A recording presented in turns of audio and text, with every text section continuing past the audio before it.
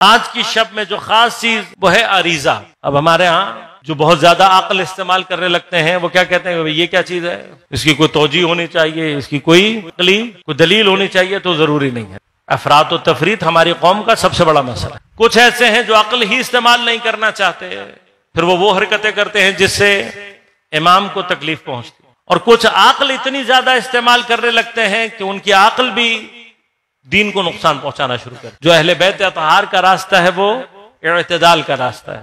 جس جگہ پر معصوم آ کر ہم سے کچھ کہہ دے وہاں ضروری نہیں ہے کہ چیزیں ہمیں ہماری عقل سے بھی پوری طرح سے سمجھ میں آئیں۔ کچھ مقامات وہ ہیں کہ جن کو ہم نے امام سے تعبداً لینا ہوتا ہے۔ گزشتہ یا دیگر ائمہ کے دور میں اس جیسی تو نہیں تھی لیکن اس سے مماثلت رکھتی تھی۔ ان لوگوں کے لیے کہ جو ائمہ سے بہت دور کے فاصلے پر رہتے، کئی لوگ اتنے دور تھے کہ اگر حضرت سے ملاقات کرنی ہے تو کیا ہوگا، کئی مہینے لگ جاتے تھے حضرت تک پہنچنے۔ اب اگر وسائل نہیں ہیں تو بعض لوگ اپنی زندگی میں سوچ بھی نہیں پاتے تھے کہ ہم سفر کر کے جائیں اور امام کو درک کر۔ تو ایک وسیلہ یہ تھا کہ اپنا کوئی خط لکھ کر دے دیا، جو لوگ جا رہے ہیں وہ چلے گئے، پھر وہ جواب لے آئے، ایک وسیلہ تھا۔ لیکن اس میں بھی کبھی کبھار کئی ماہ گزر جاتے۔ کسی مومن نے ایسے ہی کسی جاتے ہوئے قافلے اور کاروان والے سے خط لکھ کر یا اس کو جاتے وہ پوچھا، اس نے کہا تم جا رہے ہو جب امام کی خدمت میں حاضر ہونا تو امام سے یہ پوچھنا کہ مولا اگر ایمرجنسی میں آپ سے رابطہ کرنا ہو اور توان نہ ہو تو کیا کیا جائے؟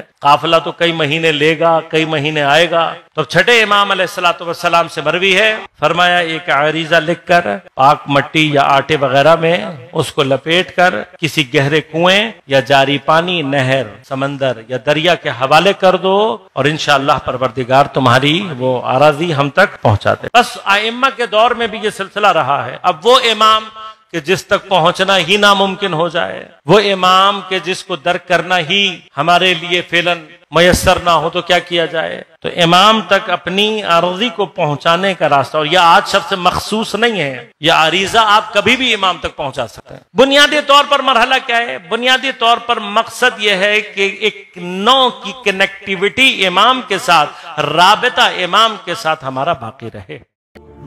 برائے مہربانی ہمارے اس چینل کو لائک کیجیے، شیئر کیجیے، کمنٹ کیجیے اور سبسکرائب کیجیے اور بیل آئیکن کو پریس کیجیے تاکہ آگے بھی ہماری ویڈیوز آپ کو برابر ملتی رہیں۔